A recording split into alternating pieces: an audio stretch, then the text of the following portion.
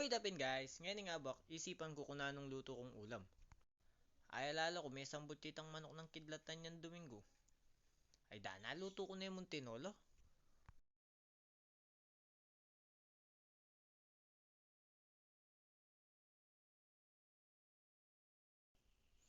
Siyempre guys, dinang ko na yung tabaing kaya katamo pipaglutuan.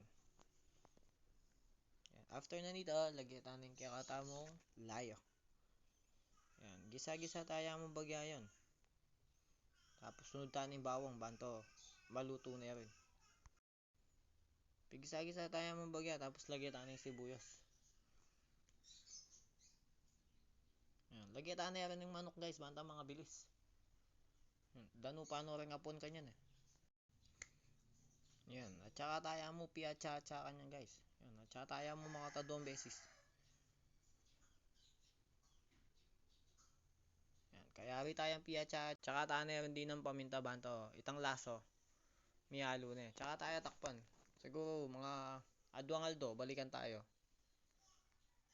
Yan, after 2 days yun, banta manyaman nyo. Di nang tanin danong syempre banto. Apabukal tanin kaya katamong manok banta lambot na guys na. Yan, tsaka tayo mo takpan pa si Bayo. Yan, after 3 days naman Bayo tayo balikan. Lenya o yan o. Linwal niya katasing kaya katamong manok. Linwal niya ng lasa na guys. Sobra niya kanyang kanyaman. Lalasen tari. Yan.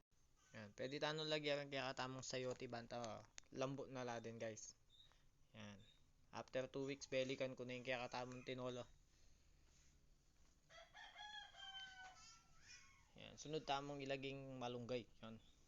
Pampakayon. Pampasustansya yan. Pangking sabo. Importante yan na. Kaya kakalimutan ng malunggay yung polara na. Yan magpanyaman kin tinola yan guys.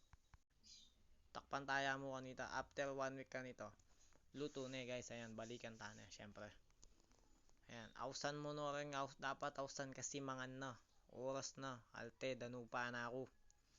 O ayan guys. Mangan na kanu.